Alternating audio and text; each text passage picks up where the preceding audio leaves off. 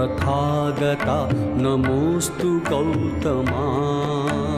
ॐ नमो तथागता नमोऽस्तु गौतमा।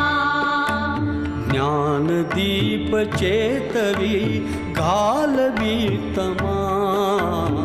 ॐ नमो तथागता नमोऽस्तु गौतमा। ॐ नमो तथागता नमोऽस्तु गौतमा।